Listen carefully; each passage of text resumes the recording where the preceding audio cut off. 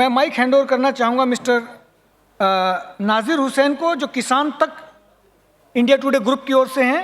And before that I will call the panellist on the stage, and first for that will be doctor O.P. Chaudhary, the joint secretary government of India, ministry of animal husbandry, dairy and fishery. Big round of applause for Chaudhary, doctor Chaudhary sir. May I request Mr. Ranpal Dhanda, President, Poultry Federation of India, also to come on the stage, please.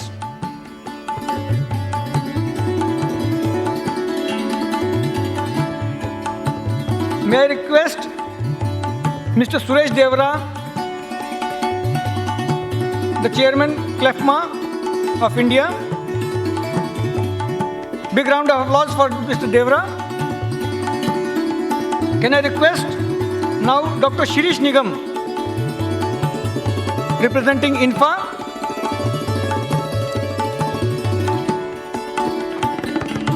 May I request Mr. K. Mohan Reddy, representing Telangana Poultry Federation, a layer farmers association, on the stage, please.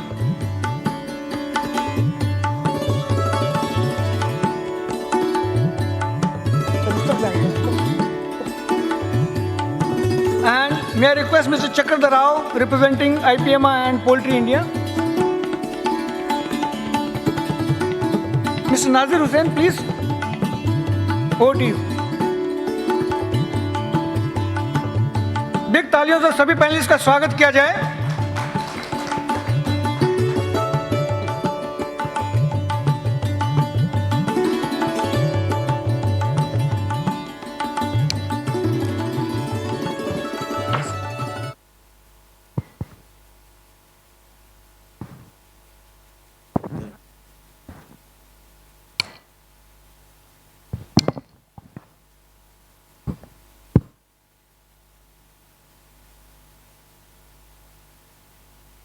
Hello, नमस्कार.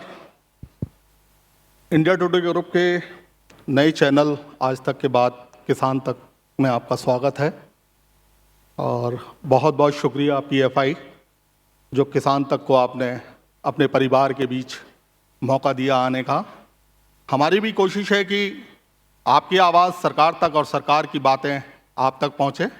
यही हमारा मकसद है और उम्मीद करते हैं इसके लिए आपका सहयोग हमें मिलता रहेगा. तो इसी के साथ शुरुआत करते हैं हम पोल्ट्री फार्मर की इस वक्त की सबसे बड़ी जो एक समस्या है, जिसकी चर्चा आजकल हर प्रोग्राम में हो रही है. आज भी सुबह मंत्री जी ने उसका जिक्र किया. चौधरी साहब हमारे बीच हैं. चौधरी साहब ने भरोसा दिलाया है कि उस पर जल्दी काम शुरू होगा. हम चाहते हैं कि इस प्लेटफॉर्म, इस माध्यम से आपकी वो समस्या, फार्मर का जो चर्चा है कि शोषण भी हो रहा है उसमें, वो और लोगों के बीच भी पहुँचे. रणपाल ढांडा जी, सबसे पहला सवाल मेरा आप ही से है. कॉन्ट्रैक्ट फार्मिंग को लेकर क्या आपको लगता है कि जो उसमें कानून है, जो नियम बनाए गए हैं, उसका पालन कंपनियां कर रही हैं? कुछ ऐसा भी सुनने में आता है कि फार्मर्स का उसमें शोषण हो रहा है. वो बहुत सारे बिंदु हैं, आप उस पर बेहतर रोशनी डाल सकेंगे? देखिए, अगर हम इंटीग्रेशन शब्द पे मोटे तौर पर एक सरसरी सी निगाह डालें तो ये देखने में ऐसा लगता है कि जैसे पूरी तरह से कानून के दायरे में है, तर्कसंगत है और सुनने में बहुत अच्छा लगता है. ये सुनने में मैंने इसलिए बोला क्योंकि हम इंटीग्रेशन कंपनियां सुनाती हैं, बाकी दिखाती कुछ नहीं, बाकी सब कुछ छुपा के रखते हैं. क्योंकि अगर दिखाएंगे तो हमारी पोल पट्टी खुल जाएगी. जैसे अगर फार्मर से एग्रीमेंट करना है तो वो भी पूरी तरह से एक तरफा करना है और उसकी कॉपी तक फार्मर को नहीं देनी. अब आप इस बात को स्वयं अंदाज़ा लगा सकते हैं कि अगर हम किसी चीज़ को छुपा रहे हैं तो इसका मतलब उस चीज़ में कोई न कोई तो गड़बड़ है. दूसरी बात आती है फिर एक और कि हम फार्मर से चेक लेते हैं.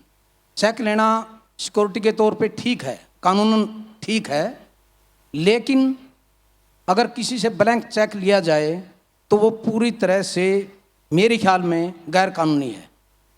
अगर आरबीआई की गाइडलाइन देखें तो उसके सेक्शन 139 में अगर किसी से आप ब्लैंक चेक लेते हो तो पूरी तरह से गैर कानूनी है, वो कानूनी तौर पे ठीक नहीं है। तीसरी बात फिर आती है कि फार्मर की वाइफ का चेक लेना। चलो उसका भी गारंटर के तौर पे चेक ले लिया, वो चेक भी सिक्योरिटी के तौर पे ठीक है, उसमें अमाउंट भर के लेना चाहिए, लेकिन वो भी ब्लैंक चेक लिया जाता है ताकि उसको वक्त आने पर कभी भी अपने तरीके से तोड़ मोड़ के उसको पेश किया जा सके। उसको वैसे तो गैर कानूनी है, लेकिन अब उसके पास जो चेक गए हैं कंपनी के पास, ये कौन देखे कि ये भर के गए हैं कि नहीं भर के गए हैं, इसमें अमाउंट है नहीं है, क्योंकि एग्रीमेंट है ही नहीं ना। एग्रीमेंट में कोई चेक नंबर लिखा हुआ है, चेक नंबर लिखा है तो अमाउंट की जगह खाली छोड़ दी जाती है, क्योंकि वो ट्रांसपेरेंसी उसके अंदर है ही नहीं कोई। चौथी बात आती है एफिडेविट। चलो फार्मर से एफिडेविट लेना भी ठीक है, भाई हमारे को शंका है कि फार्मर हमारे साथ चीटिंग करेगा, कोई बात नहीं, जरूरी है एफिडेविट लेना चाहिए, लेकिन वो एफिडेविट भी खाली एक ब्लैंक पेपर पे साइन करवा के अपने पास रख लेना और फिर जब जरूरत पड़े कभी भी कोई मानसिक दबाव फार्मर पे बना रहे, वो जिस भी हिसाब से उसको यूज करना चाहे कंपनी, उसको फार्मर के खिलाफ यूज कर सकती है। अब अगला पॉइंट आता है कोस्टिंग का। अब कोस्टिंग भी जो करते हैं, कोस्टिंग भी हम अपने तरीके से कर देते हैं, सारी चीज़ें हमारी अपनी हैं, उसकी क्या क्वालिटी है क्या नहीं है वो भी हमारी है। उसमें हमने बोला कि भाई इतने का चिक्स हमने लगाया है, वो हमारी अपनी कैलकुलेशन है, चिक्स इतने का, फीड इतने का, दवाई इतने की, और बस आपने ये बर्ड हमारे को तैयार करके देना है 70 रुपये में, 80 रुपये में, 90 रुपये में, जो भी हमने लिख के देना है फार्मर को दे दिया। अब फार्मर के पास कोई ऐसी मशीन थोड़ा है कि उसने वहाँ चिक्स डाला, फीड डाला और दवाई डाली और प्रोडक्ट उधर बन के निकल के तैयार हो गया। ये लाइव स्टॉक है साहब, इसमें अपना कोई भी फार्म टू फार्म, मौसम की वेरिएशन हमारे देश में इतनी है, जगह जगह अलग अलग सिचुएशन है, तो हम उसको कैसे तय कर सकते हैं इस प्रकार से। और वो जो कोस्टिंग भी है, वो कोस्टिंग भी खाली हमने आधी अधूरी कोस्टिंग जोड़ दी अपनी, वो भी छुपा ली। कोस्टिंग ये नहीं है, कोस्टिंग तो फिर आगे भी बहुत ज़्यादा है। फार्मर का इंफ्रास्ट्रक्चर है और फार्मर की मेहनत है, वो उसका पैसा ग्रोइंग चार्ज के रूप में हमने देना है। उसके बावजूद भी उसके अंदर बहुत चीज़ें ऐसी हैं, अब बढ़ गया, निकल गया, खाली हुआ अलाट, उसके बाद की साफ सफाई करनी है, सफेदी करनी है, उसका खर्चा कौन देगा? कोई एग्रीमेंट में कुछ भी जिक्र नहीं है, कोई टर्म एंड कंडीशन कहीं भी ट्रांसपेरेंट है ही नहीं कुछ फार्मर के पास, तो बेचारे के पास। अब उसका हर अलाट के बाद खर्चा कौन देगा? कुछ नहीं कोई उसका क्लियर है। अगर फार्मर ने देना है तो एग्रीमेंट बनना चाहिए कि ये आप करोगे और इसका पैसा कंपनी पे करेगी, आप सफेदी करवाओगे, सफाई करोगे, डिसइंफेक्शन करोगे, जो भी काम करोगे सारा वो उसका पैसा लगेगा, कंपनी उसका पैसा पे करेगी। बर्ड आता है उसके लिए छिलके की रिक्वायरमेंट होती है, यार लकड़ी का बुरादा डलता है, उसका कहीं कोई जिक्र नहीं होता। अपना तो हर चीज डाल दिया उसके अंदर, चिक्स भी, फीड भी, दवाई भी, इवन के हम एडमिनिस्ट्रेशन कॉस्ट भी डाल देते हैं कि 3 रुपये बर्ड की हमारी ये भी खर्चा है। हमारी कैलकुलेशन तो हमारे हिसाब से तो हमने फिट लगा दिया बिल्कुल। और फार्मर को कहीं भी, चाहे उसका छिलका बुरादा कुछ नहीं है, उसका लेबर कौन देगा उसका कोई हिसाब किताब नहीं उसके अंदर आता, वो सब ग्रोइंग चार्ज के अंदर ही ऐड कर दिया। अरे भाई उसको कहीं ना कहीं कुछ ना कुछ होना चाहिए कि ये फार्मर का खर्च है, ये कंपनी के लिए फार्मर ने खर्च करना है, वो उसकी कॉस्टिंग में आना चाहिए, न कि फार्मर के ग्रोइंग चार्ज के उसमें आना चाहिए कि हमने कह दिया उसको 10 रुपये किलो देंगे, 12 रुपये किलो देंगे। उस 10 और 12 रुपये किलो का आधार क्या है? वे क्या दे रहे हैं? फार्मर को भीख नहीं चाहिए कि आपको 12 रुपये दे रहे हैं, 15 रुपये दे रहे हैं। फार्मर को तो पूरा उसका हिसाब किताब चाहिए कि ये आप उसके बर्ड को तैयार करने पे खर्च कर रहे हो और उसके बाद आप फार्मर को ये चीज़ दे रहे हो, क्योंकि बर्ड आपका है, फार्मर का नहीं है। आपने उसको सेल करना है, आपने उसका लॉस और प्रॉफिट आपका है, फार्मर का नहीं है। तो ये चीज़ जो आपने क्वेश्चन किया है, इसका उत्तर मैं यहीं पे आप सब लोगों पे छोड़ता हूँ कि गैर कानूनी है कि नहीं है। मैं इसके बारे में कुछ नहीं बोलूँगा, ये सब आप लोग देखो कि गैर कानूनी है कि नहीं है। जो मैंने बातें बताई इन्हीं के हिसाब से आप आइडिया लगा सकते हो। Thank you. हालांकि रनपाल जी आपने इसका जवाब अपने परिवार के बीच में ही छोड़ दिया है, लेकिन इस सेशन के आखिर में हम सरकार के नुमाइंदे के तौर पर ओपी चौधरी जी से भी इसके बारे में जवाब लेंगे। लेकिन उससे पहले चौधरी जी, आपके पास बहुत सारे मुद्दे आएंगे अभी, और लोगों से जान लेते हैं। सुरेश देवरा जी, अगला सवाल आपसे है मेरा। फीड की कमी देखी जा रही थी, फिर फीड के रेट भी बढ़ने लगे, फिर बात आई एथेनॉल की। अगर मक्का से एथेनॉल बनता है, जैसा कि बात सामने आई है, तो इसका असर फीड पर कितना पड़ेगा? कि मक्के से जो एथनॉल की बात है, सरकार ने जो एथनॉल पॉलिसी निकाली 2025 तक 20% ब्लेंडिंग करने की, उसमें पहले तो इतना मक्का जाता नहीं था। पहले तो मोलेसिस से हो रहा था, फिर राइस, ब्रोकन राइस से। अभी कुछ डिस्टिलरीज और मिलें हैं जो बना रही है मक्के से। अभी उसके लिए सरकार ने एक ये कमेटी भी गठित की है under the animal husbandry ministry, जिसमें इस मक्के से जो फीड के ऊपर इफेक्ट, मेज़ के ऊपर, पोल्ट्री के लिए और कैटल वगैरह के इफेक्ट आएगा, उसके ऊपर उस पर चर्चा होगी और उसका कैसे निवारण किया जाए कि पोल्ट्री को और इनको भी प्रॉपरली मक्का मिलता रहे समय समय पर और सही दाम पे। उसके ऊपर अभी डिस्कशन शुरू होने वाला है। लास्ट मंथ ही कमेटी की गठन हुई है। क्या महसूस करते हैं आप, सरकार की तरफ से जो उसका रुख है वो किस तरह का आना चाहिए कि जो पोल्ट्री फार्मर है वो मार्केट में सरवाइव कर सकें, कंपटीशन भी कर सकें प्रोडक्ट के साथ? मैं वही बोल रहा हूँ कि अभी वो कमेटी लास्ट मंथ के एंड में गठित हुई है। अभी उसकी फर्स्ट मीटिंग शायद अक्टूबर में होने वाली है और डॉक्टर चौधरी उसी कमेटी के चेयरमैन भी हैं। तो जैसे ही वो मीटिंग डिस्कशन चालू होगा, उसमें हम यही कहेंगे कि कैसे निष्कर्ष तो यही निकाला जाएगा उस कमेटी में कि कैसे सभी पोल्ट्री वालों को और कैटल वालों को मक्का समय पर सही दाम में मिलते रहे। और ऐसा भी नहीं हम कर सकते कि भाई एथनॉल के लिए नहीं हो, उसके लिए भी होना चाहिए। प्रोडक्टिविटी मेज़ की बढ़ाने की कोशिश की प्रक्रिया करेंगे ताकि उतना मेज़ ज़्यादा उत्पादन हो, क्योंकि हर फील्ड को हमको मेज़ देना है और मेज़ अगर नहीं होगा उत्पादन ज़्यादा, तो हर आपस में खींचातानी होगी कि कहाँ पे ज़्यादा जाएगा। और एथनॉल वाले अगर ज़्यादा पैसा देंगे तो फार्मर शायद उन्हीं के पास ही जाएगा, पोल्ट्री वाले या कैटल पे नहीं जाएगा। तो उसके लिए हमारी तो यही रिक्वेस्ट है सरकार से कि वी जॉइंटली वर्कआउट हाउ कि कैसे हम उसको उत्पादन बढ़ाए, पर एकरेज यील्ड बढ़ाए हुए मक्के की। जी बिल्कुल, इस सेक्टर के लिए वो ज़रूरी भी है। श्री निगम जी, अगला सवाल आपसे है। पोल्ट्री सेक्टर अपने बाज़ार से ज़्यादा सोशल मीडिया से लड़ता है। सोशल मीडिया पर एक अफवाह बहुत फैलती है कि बर्ड से अंडा लेने के लिए या चिकन का वेट बढ़ाने के लिए उसको एंटीबायोटिक्स दिए जाते हैं। आप क्या मानते हैं? देखिए, आपके सवाल में जवाब छिपा है कि अफवाह है ये।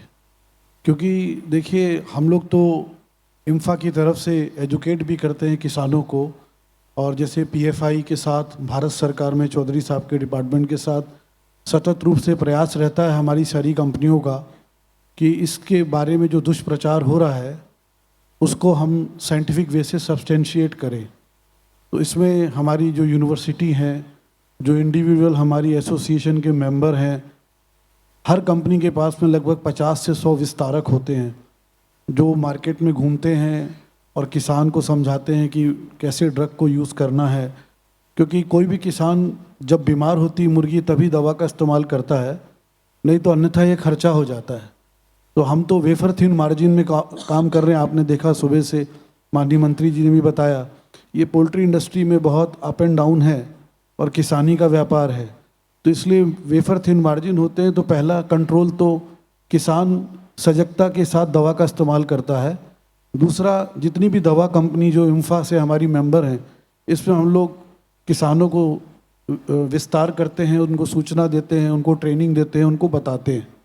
नहीं, किसानों को तो आपने जागरूक कर दिया कि आप कम से कम दवाई का इस्तेमाल करें, लेकिन जो सोशल मीडिया है जहाँ पर ये बात बड़ी तेज़ी से फैलती है और कोई भी एक गलत मैसेज पोल्ट्री सेक्टर जो पोल्ट्री सेक्टर है उसके लिए बड़ा नुकसानदायक साबित होता है, उससे बचाने के लिए आप किसी स्ट्रेटेजी पे काम कर रहे हैं? देखिए, उससे बचाने के लिए हमारी ये संस्था लिमिटेड प्रयास करती है, क्योंकि हमारे पास लिमिटेड रिसोर्सेज हैं। तो जो हमारे लिमिटेड रिसोर्सेज में हम लोग एजुकेट कर सकते हैं, एक्सटेंशन एक्टिविटी कर सकते हैं, ट्विटर के माध्यम से, सोशल मीडिया में लिंक्डइन के माध्यम से हम लोग जो राइट प्रैक्टिस है उसके बारे में बताते हैं। लेकिन जैसे आपने कहा कि bad news travels faster than the good news, तो उसके बारे में हम सरकार से भी निवेदन किया हम लोगों ने, और क्लैफमा जैसे हमारी जो बड़ी संस्था है, पीएफआई है, हम लोग मिल के भी प्रयास करते रहते हैं डिफरेंट मंचों के माध्यम से। बट ये निरंतर कार्य है, इसका कोई ऐसा नहीं है कि फुल स्टॉप, ये निरंतर कार्य है, इस पर हम लोग सजग रूप से काम कर रहे हैं। लेकिन अभी भी ये चैलेंज है हमारे सामने एज ए इंडस्ट्री, इसको हम स्वीकार करते हैं और इस पर हम लोग आगे और कार्य करेंगे। क्योंकि अभी बात हो रही है, जैसा सुबह मंत्री जी ने भी कहा कि हमें एक्सपोर्ट की तरफ भी ध्यान देना चाहिए। जब एक्सपोर्ट की आप बात कर रहे हैं तो दोनों मोर्चों पे आपको लड़ना होगा, सोशल मीडिया पर भी और जहां दवाई का इस्तेमाल हो रहा है उसके लिए भी जागरूक करना, क्योंकि कहीं ना कहीं थोड़ा ही सही लेकिन हो तो रहा है। और जो नॉर्म्स हैं एक्सपोर्ट के वो शायद उसके हार्ड हैं काफ़ी, जहां आपको इस पर काम करने की शायद ज़रूरत पड़ेगी। ये बिल्कुल सही कहा आपने।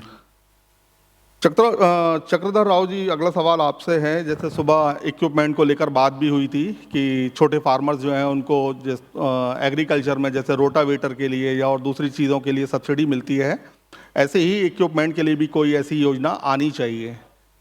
आज के टाइम पर जब बहुत ज़्यादा हाईटेक इक्विपमेंट आ रहे हैं, नेशनल इंटरनेशनल लेवल पर जो इंडियन पोल्ट्री की जो पोजीशन है, उसको देखते हुए आपको क्या लगता है कि जो हमारा फार्मर है वो इक्विपमेंट यूज़ करने के मामले में किस पोजीशन पर है, कहाँ खड़ा है आज वो? नहीं, नया इक्विपमेंट आया, नया प्रैक्टिस आया तो प्रोडक्टिविटी बढ़ाने की बात है। तो प्रोडक्टिविटी तो डेफिनेटली बर्ड कंफर्टेबल रहा तो बढ़ेगा। एंड सेकेंड थिंग, वेस्टेज अगर कम करना है तो वट एवर द फीड में भी, वाटर में भी, मेडिसिन में भी वेस्टेज कम करने के लिए तो प्रॉपर इक्विपमेंट होना चाहिए।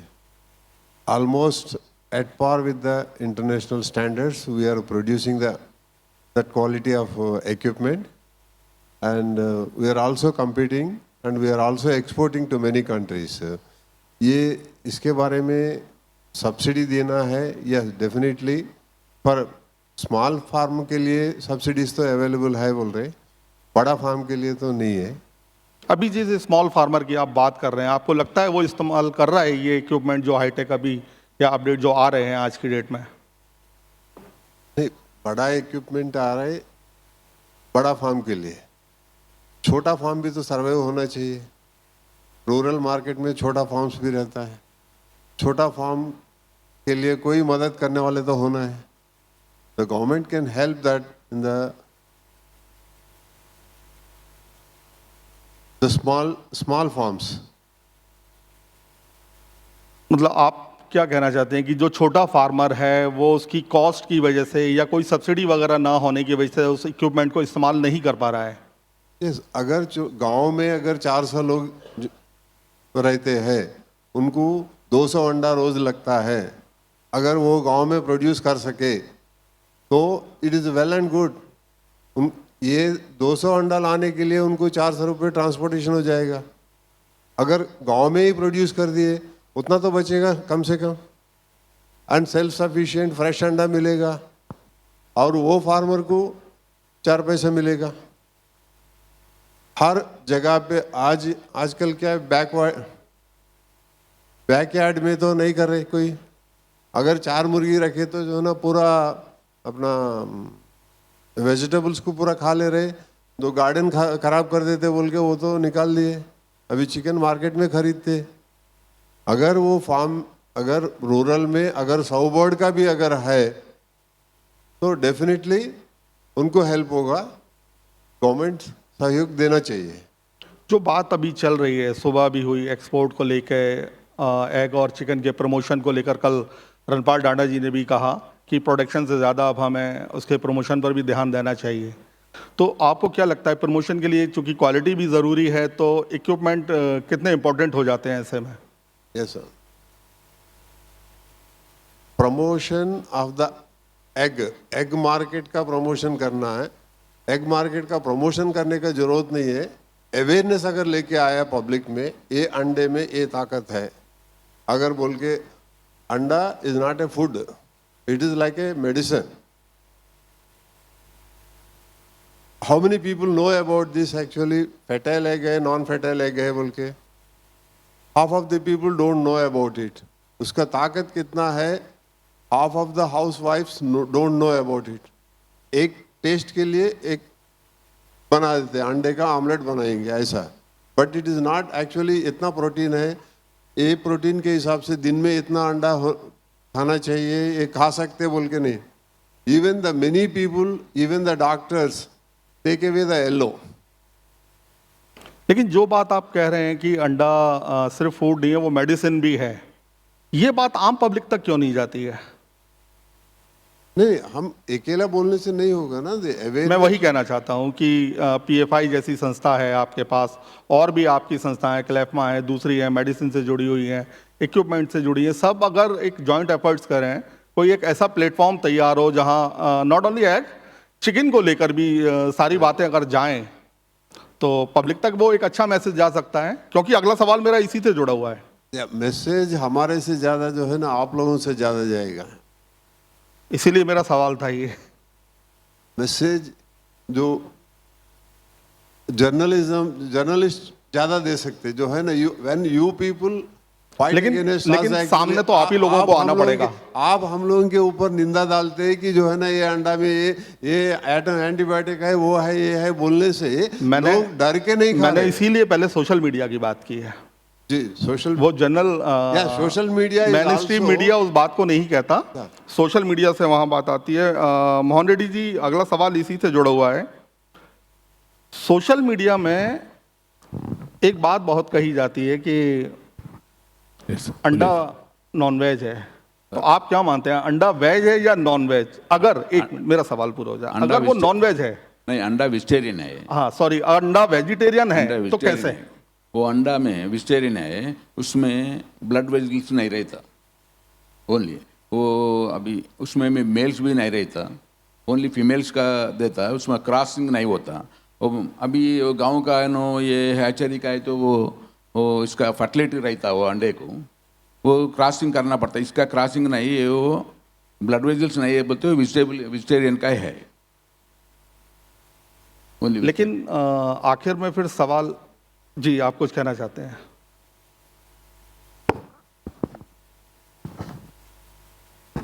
आपने बहुत ही अच्छा सवाल पूछा, क्योंकि आपके चैनल के माध्यम से जनता तक प्रसारित हो, तो मैं हिंदी भाषी हूँ, इसलिए मैं मोहन जी जो कह रहे हैं जी जी उसको बिल्कुल, मैं पैराफ्रेज करना चाहता हूँ. देखिए क्या है, मुर्गी स्पॉन्टेनियस ओव्यूलेटर होती है, मतलब 24 घंटे 25 घंटे में वो अंडा देगी. वो इसलिए उसका जेनेटिकली उसका डेवलपमेंट नेचुरली हुआ है. तो ये जो मोहन साहब ने कहा क्यों वेजिटेरियन होता है, क्योंकि जब उसका मुर्गे से क्रॉसिंग होता है तो जो अंडा निकलता है उसको फर्टाइल एग बोलते हैं. वो जो फर्टाइल एग होता है वो होता है चिक के उत्पादन के लिए, यानी भ्रूण होता है, वो एम्ब्रियो बोल सकते हो आप. लेकिन जो स्पॉन्टेनियस ओव्यूलेशन से जो रोज अंडा अपन मुर्गी फार्म में देख रहे हैं, it is called as table egg. वो टेबल एग का अपन ऑमलेट बनाते हैं, बॉयल बनाते हैं, हाफ फ्राई बनाते हैं.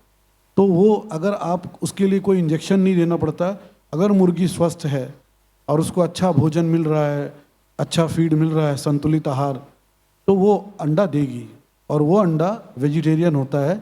जैसे अभी मिस्टर ओपी सिंह ने अपने प्रमोशन में दिखाई थी स्लाइड कि ये हम नहीं father of nation Mahatma Gandhi बोल के गए हैं. जिस तरीके से गाय दूध देती है उसी तरीके से मुर्गी अंडा देती है.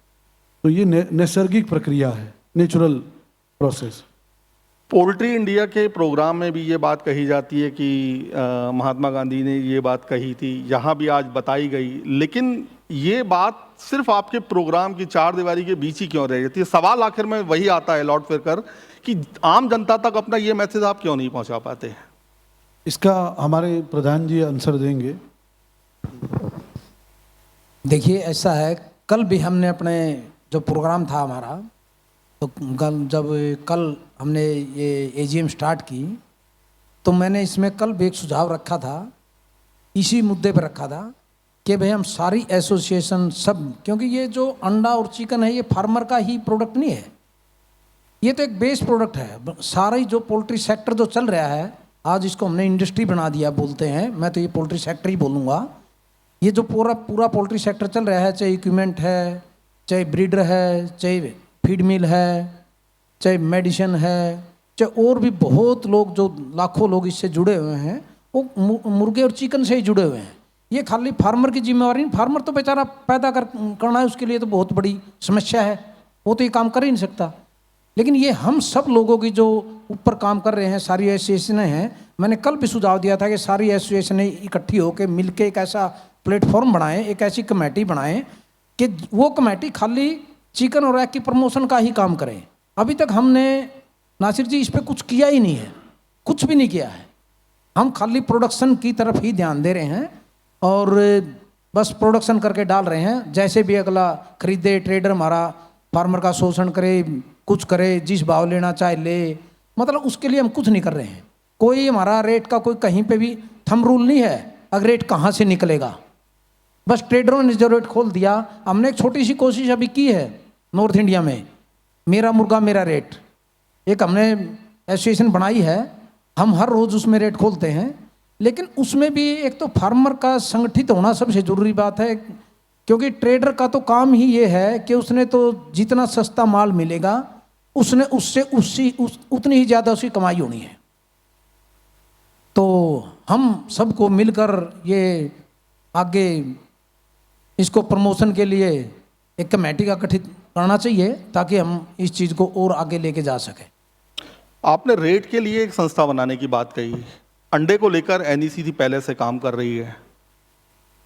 हाँ, एनईसीसी भी अच्छा काम कर रही है, लेकिन देखो अभी एक ही ऑर्गेनाइजेशन है और हमारा देश बहुत बड़ा है, पॉपुलेशन इतनी ज़्यादा है कि हम सबको इकट्ठे होके ही इस पे एफर्ट्स करने की ज़रूरत है, तभी हम इस पे कुछ कर पाएंगे। अभी तक तो हमारे लोगों ने कुछ किया ही नहीं है इस पे। आपने क्वेश्चन किया जो, क्योंकि इस पे अभी तक हमारा कोई ध्यान ही नहीं गया है।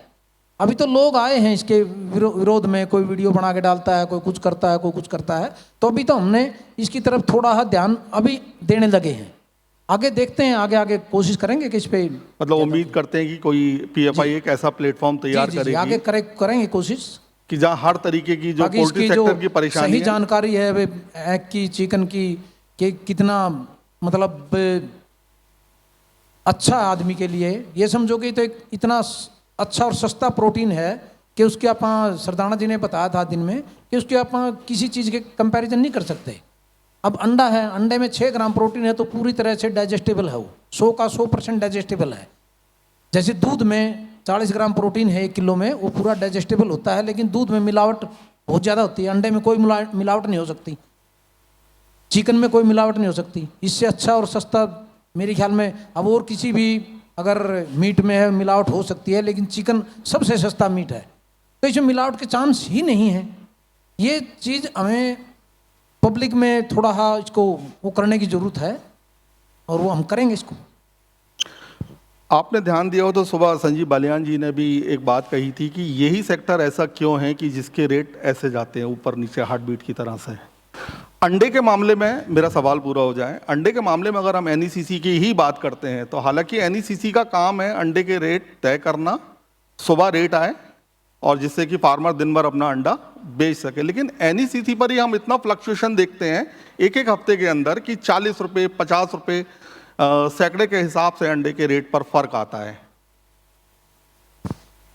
देखिए हमारे देश में अभी जो फार्म लेवल पे या मैं कहूँगा कि ग्रामीण लेवल पे कोई कोल्ड चेन का ऐसा सिस्टम नहीं है कि अंडे को या इन चिकन को ज़्यादा टाइम तक हम रख सकें।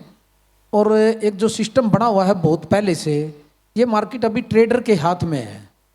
कुछ ट्रेडर हैं पूरे देश में, वही इस चीज़ को घुमाते हैं।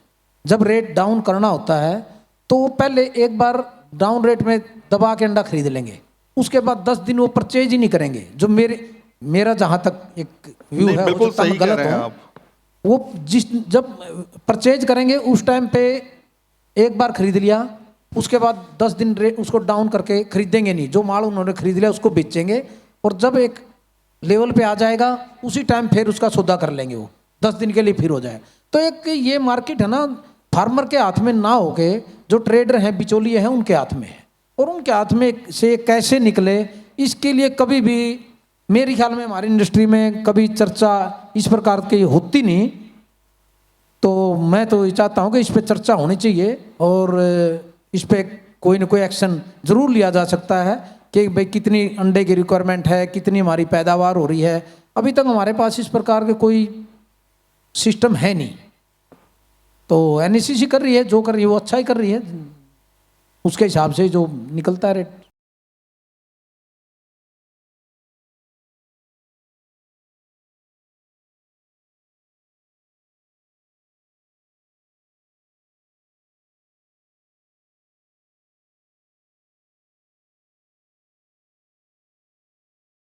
की बात करें तो हर राज्य के हिसाब से उसकी लागत अलग आती है, लेकिन बिकता वो एक कॉमन रेट से है जो छोटे फार्मर की पीड़ा है। वो चाहता है कि अगर मेरा अंडा है तो मेरे रेट से बिके, यानी यूपी में बिक रहा है तो यूपी का रेट जो लागत आई है उसके हिसाब से, हरियाणा में बिक रहा है तो हरियाणा में जो लागत आई है उसके हिसाब से प्रॉफिट लगाकर वो अंडा बिकना चाहिए, लेकिन होता ऐसा नहीं है। ये छोटे फार्मर की एक बड़ी पीड़ा है। नहीं, देखिए ऐसा है, हमारा देश एक मतलब वैसे तो बहुत राज्य हैं, लेकिन आपस में पूरी तरह कनेक्टिंग है, कोई किसी को रोक नहीं सकता। वो खाली इतना फर्क ही रहता है कि जहाँ से अंडा उठता है और जहाँ पहुँचना है, जो ट्रांसपोर्ट में खर्चा आता है, इतना ही फर्क रहता है, और ज़्यादा फर्क मतलब उसके अंदर नहीं रहेगा। अगर हाँ बहुत दूर ज़्यादा नॉर्थ ईस्ट में जा रहा है तो वहाँ पे हो सकता है कि 50 पैसे 75 पैसे का फर्क मिल जाए, क्योंकि वहाँ तक जाते अंडा 3-4 दिन लग भी जाते हैं। टाइमिंग के हिसाब से भी थोड़ा फ्रेश है, उसके हिसाब से लोग उसको कर लेते हैं मैनेज। लेकिन यहाँ जहाँ पे 2, 4, 5, 7 घंटे की ट्रैवलिंग है, वहाँ पे मेरे ख्याल में ऐसा संभव नहीं हो सकता कि जिस राज्य में अगर पैदावार हो रही है उसी के हिसाब से वहाँ से अंडा बिके। तो ये तो पॉसिबल नहीं है। ये तो ट्रैवलिंग का ही जो ट्रांसपोर्ट चार्जिंग है, मेरे ख्याल में उसके हिसाब से ही होकर के होगा। ओपी चौधरी जी, अब रुख आपकी तरफ है, क्योंकि सभी के जो अपनी परेशानियां थी या उनके जवाब थे वो आपने सुने हैं। लेकिन उससे पहले एक सवाल आपसे लेना चाहेंगे कि रूस यूक्रेन वॉर के बाद से कुछ नई कंट्रीज़ जो भारत आई अंडा खरीदने, वो नया एक ग्राहक जो हमारा पोल्ट्री सेक्टर है उसको मिला। इसके बाद से जब श्रीलंका ने, मलेशिया ने अंडा परचेज़ किया तो वो एक मैसेज गया क्वालिटी का कि जो इंडिया का अंडा है उसकी क्वालिटी बहुत अच्छी है और वो खरीदा और खाया जा सकता है। तो इसको देखते हुए सरकार इस सेक्टर को और बूम देने के लिए क्या तैयारी कर रही है? मैं जो हमारे रणपाल डांडा साहब जो प्रेसिडेंट हैं इसके पीएफआई के, इल्फमा के जो चेयरमैन हैं सुरेश देवड़ा साहब, सुरेश निगम साहब हैं जिन्होंने अभी इंफ्रा का चेयरमैनशिप का चार्ज लिया है, और चक्रधर राव साहब और मोहन जी सब ने अपनी बात कही। तो मैं एक एक करके बात लेता हूँ कि इस भारत सरकार इन पहलुओं को लेके किस तरह का कार्रवाई कर रही है। तो ये जो देखो कॉन्ट्रैक्ट फार्मिंग जो पोल्ट्री फार्मिंग के केस में है, क्योंकि आप जानते हो उसका दूसरा नाम इंटीग्रेशन बोलते हैं, कि जो कंपनी है वह छोटे किसान को मुर्गे दे देती है और पालने के बाद वो वापस ले लेती, और उसका वापस जो लेती है उससे पहले वो एक कॉन्ट्रैक्ट या एग्रीमेंट करती है। जैसे रणपाल डाना साहब ने बताया कि इसमें मौके पे काफ़ी शोषण हो रहा है, तो पोल्ट्री जो एसोसिएशंस हैं डिफरेंट और किसानों के जो एसोसिएशंस हैं, इसके माध्यम से हमको इस बात का पता लगा, और इसमें भारत सरकार ने बहुत ही क्लियर कट गाइडलाइन बनाई, और गाइडलाइन में जो एग्रीमेंट आप करने जा रहे हो उसमें क्या क्या होना चाहिए, जो रणपाल डांडा साहब ने बात कही कि ये नहीं करते वो नहीं करते, वह सारे हमने कवर किए हुए हैं। कि आप जब एग्रीमेंट करोगे किसान के साथ, इंडस्ट्री जब एग्रीमेंट करेगी तो वह अपने मर्ज से एग्रीमेंट नहीं कर सकती है, किसान के सारे हितों का उसमें ध्यान रखा गया है। तो एग्रीमेंट ऐसा नहीं है कि ओपन एंडेड है, उसमें शर्तें हैं जो पूरी तरह किसान को प्रोटेक्ट करती हैं। एक तो भारत सरकार ने लेवल प्लेइंग फील्ड पैदा करने के लिए छोटे किसान को ये हथियार दिया है। दूसरी बात जो है इसमें कि वो अगर छोटा किसान इंडस्ट्री उसके साथ कोई अन्याय कर रही है तो इन गाइडलाइन के साथ वो कोर्ट में जा सकता है। लेकिन इसमें जो विषय है वो थोड़ा बड़ा है। बड़ा विषय ये है कि स्टेट गवर्नमेंट के द्वारा ये एग्रीमेंट इम्प्लीमेंट किया जाना है। स्टेट गवर्नमेंट के साथ हम मीटिंगें करते रहते हैं और उनको अवेयर भी करते रहते हैं और इंडस्ट्री के साथ भी मीटिंग करते रहते हैं, क्योंकि इंडस्ट्री का भी गला नहीं घोंटना है, इंडस्ट्री के साथ भी अन्याय नहीं होना चाहिए। इंडस्ट्री एक्सपोर्ट को आगे ले जाएगी, एम्प्लॉयमेंट देगी, छोटे किसान को भी पैसे कमाने का मौका देगी, तो इसमें एक संतुलन बनना चाहिए। उसी के लिए हमने गाइडलाइन तैयार की हैं। अब इसमें जो नैतिकता वाला इशू है, क्योंकि इंडस्ट्री के साथी भी यहाँ बैठे हुए हैं, नैतिकता का तकाजा तो ये है कि अपने ही सब भाई लोग हैं, आप भी पैसे कमाइए, जो आपके साथ जुड़े हुए किसान हैं कॉन्ट्रैक्ट फार्मिंग के माध्यम से उनको भी कमाने दीजिए, और इसमें जो एक टेम्पो इस इंडस्ट्री ने पकड़ा है इसको आगे ले जाएं। लेकिन अगर ये इशू यहाँ नहीं रुकता है तो फिर हो सकता है भारत सरकार को मजबूर होके इसमें कुछ सख्त और ऐसे निर्देश जारी करने पड़ें, तो उसके लिए मेरे ख्याल से इंडस्ट्री हमको ऐसा मौका नहीं देगी, मेरा ऐसा सोचना है। दूसरा जो विषय किल्पा के जो चेयरमैन साहब हैं, सुरेश जी ने जो बताया, ये देखो जो मक्का से इथेनॉल बनाने का विषय है, इसमें बेसिक आइडिया ये है कि किसानों को मक्का से जो पैसा फसल उगाने के बाद जो प्रति किलो के हिसाब से जो पैसा मिलना चाहिए था वो पैसा नहीं मिल पा रहा था। पोल्ट्री इंडस्ट्री में ही मान लो 80% मक्का फीड बनाने के लिए उपयोग होता है, तो अगर पोल्ट्री इंडस्ट्री से ये पैसा मिल जाता तो वो शायद उतना पैसा नहीं मिल पा रहा था। और इथेनॉल से जब इस पर चर्चा हुई, गहन चर्चा हुई, तो यह था कि भाई अगर एक तो इथेनॉल का जो आप ग्रीन फ्यूल में उपयोग करने के लिए भी सरकार की पॉलिसी है, प्रायोरिटी है, प्राथमिकता है।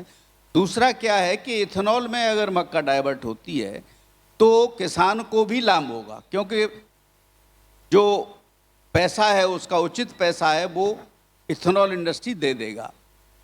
लेकिन जो उसमें बड़ा सवाल छिपा हुआ था वो ये था कि पोल्ट्री इंडस्ट्री को कोई नुकसान इसलिए नहीं होगा कि उसमें से इथेनॉल मक्का में से मशीन से निकालने के बाद जो चीज़ बचेगी उसको हम DDGS बोलते हैं, तो वो भी प्रोटीन रिच है।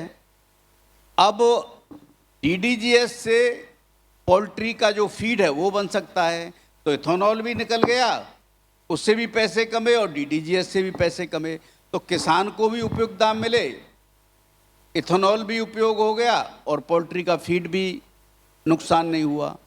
लेकिन इस देश में जो मिलर्स हैं जो इथेनॉल निकालते हैं उनको ड्राई मिलिंग करनी चाहिए।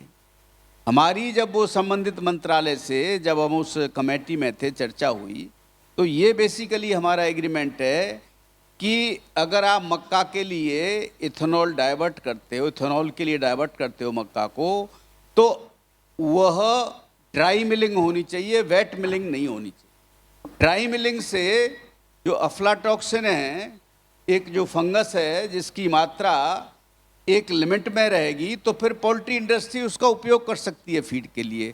लेकिन शायद ऐसा मौके पर नहीं हो पा रहा।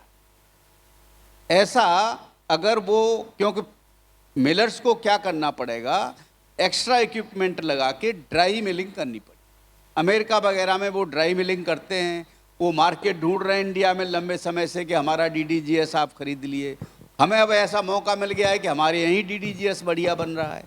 तो मेरा जो मिलर्स हैं उनसे निवेदन होगा कि वो अपनी फैक्ट्री में, अपनी मिल में वो एक्स्ट्रा इक्विपमेंट लगाएं, जिससे कि मिलिंग हो तो आप उसमें से सूखा हुआ DDGS निकले, ड्राई DDGS, तो उसका उपयोग इसमें इंडस्ट्री में, फीड इंडस्ट्री में, पोल्ट्री के में हो जाएगा।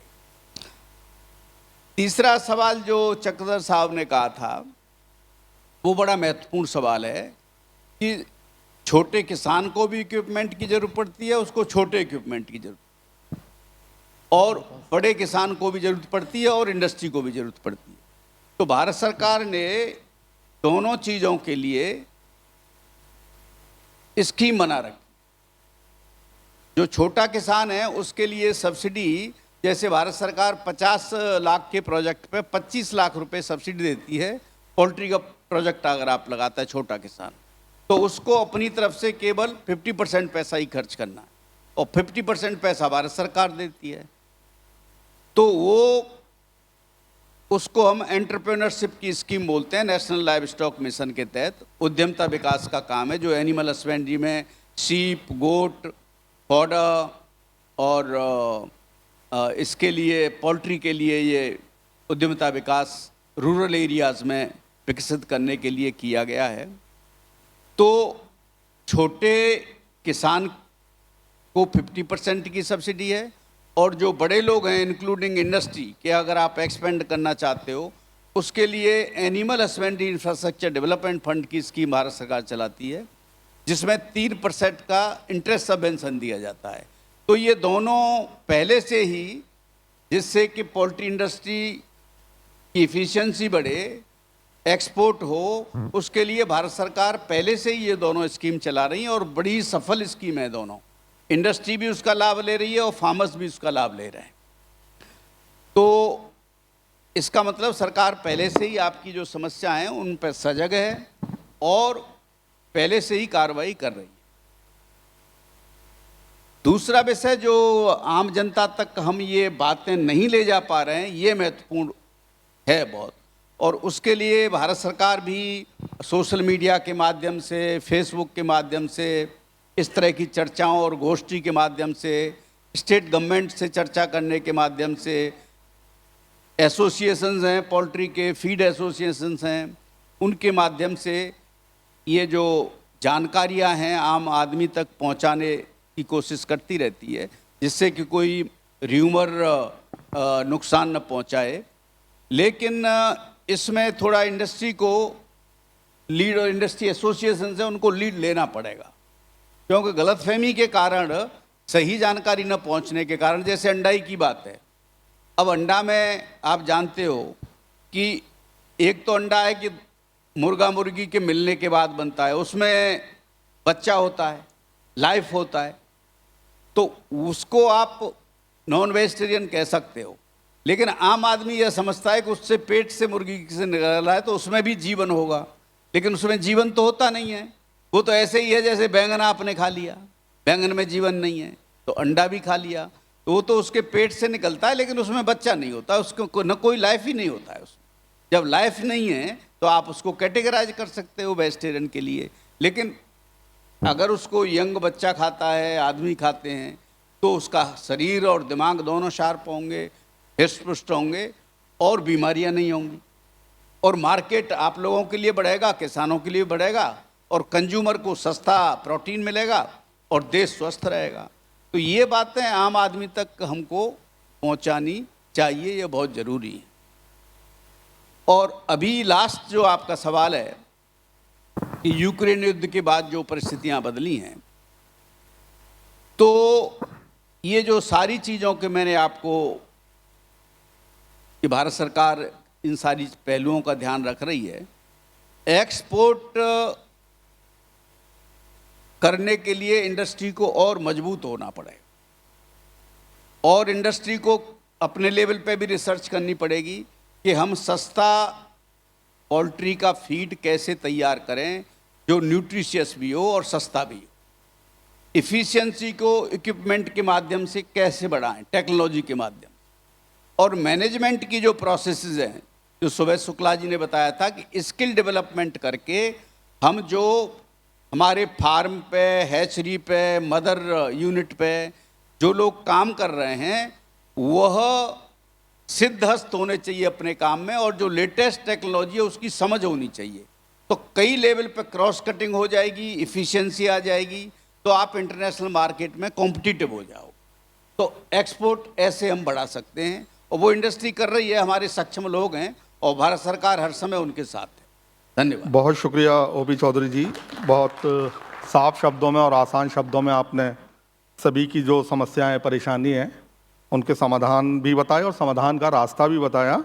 हालांकि समय की बाध्यता है, लेकिन डॉक्टर अजीत रानाडे जी अभी हमारे साथ जुड़े हैं, तो एक आखिरी सवाल हम उन्हीं से लेते हैं। डॉक्टर अजीत जी, कल से बात हो रही है पोल्ट्री की अलग अलग चीज़ों को लेकर, और अभी अगर लेटेस्ट बात करें, डॉक्टर ओपी चौधरी जी ने भी कहा कि एक्सपोर्ट में जाने के लिए हमें बहुत काम करने की ज़रूरत है। अभी उसी में से एक काम है बीमारियों पर काबू पाना, उन्हें कंट्रोल करना या ख़त्म करना। एवियन इन्फ्लुएंजा की बात की कल रणपाल जी ने। तो आप पोल्ट्री सेक्टर को आज के वक्त में बीमारियों से लड़ने में कितना सक्षम पाते हैं? नमस्कार। देखिए, एक बात तो माननी पड़ेगी, 2006 के पहले पोल्ट्री इंडस्ट्री सजग नहीं थी। जब पहला बर्ड फ्लू का झटका नंदुरबार में हमें मिला, उसके बाद में डिसीजेस, रोग और उसके साथ आने वाले सभी प्रॉब्लम्स के बारे में काफ़ी अच्छी जानकारी इंडस्ट्री को हो गई। मैं 2006 की बात कर रहा हूँ। उसके बाद धीरे धीरे इंडस्ट्री, फार्मर, मतलब छोटे से छोटे फार्मर से लेके बड़े फार्मर तक सभी लोगों ने disease prevention, biosecurity, vaccination, cleaning, sanitation, disinfection, इसके ऊपर जोर देना शुरू किया, जो कि दिया नहीं जाता था। और उसके बाद में धीरे धीरे एंटीबायोटिक यूसेज कम करना, बायोसिक्योरिटी को अच्छी तरह से फॉलो करना, जिसमें स्ट्रक्चरल बायोसिटी है, ऑपरेशनल बायोसिक्योरिटी है, काफ़ी सारी उसमें चीज़ें हैं। तो उन सभी चीज़ों का अभी इस्तेमाल होता है, और जहाँ पर अच्छे तरह से फार्मिंग किया जाता है, मैं सीने पे हाथ रख के आपको बोल सकता हूँ कि उन फार्म के मुर्गियों की जो हेल्थ है एकदम परफेक्ट है।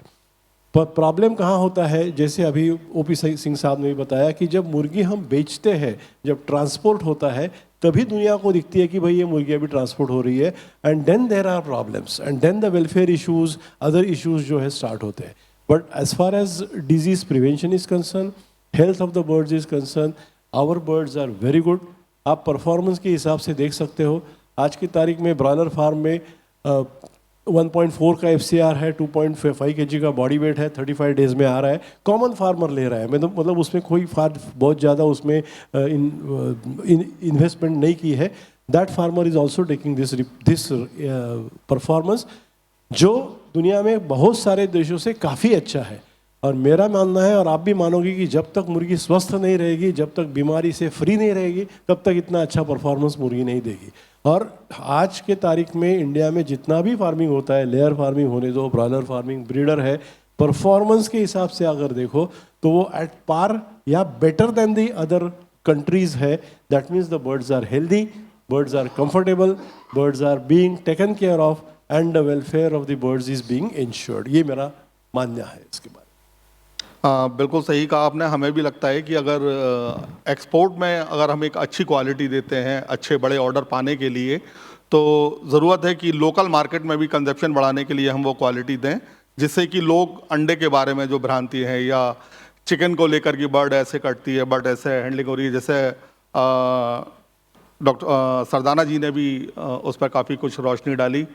और चूँकि समय की बाध्यता है, समय हो चुका है, अब आपसे विदा लेंगे। बहुत बहुत शुक्रिया, नमस्कार।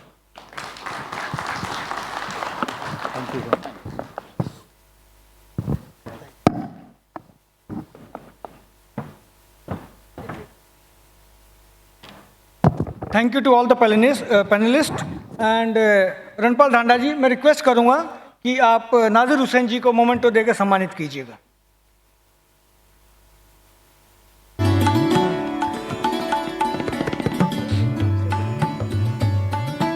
बहुत बहुत धन्यवाद आज तक और इंडिया टुडे ग्रुप का हमारी समस्याओं को सुनने का और जनता तक पहुंचाने का। इसका YouTube लिंक जो है आप लोगों सब लोगों के साथ शेयर कर दिया गया है, और इसको ज़्यादा से ज़्यादा लोगों का शेयर कीजिए, आगे पहुंचाइए।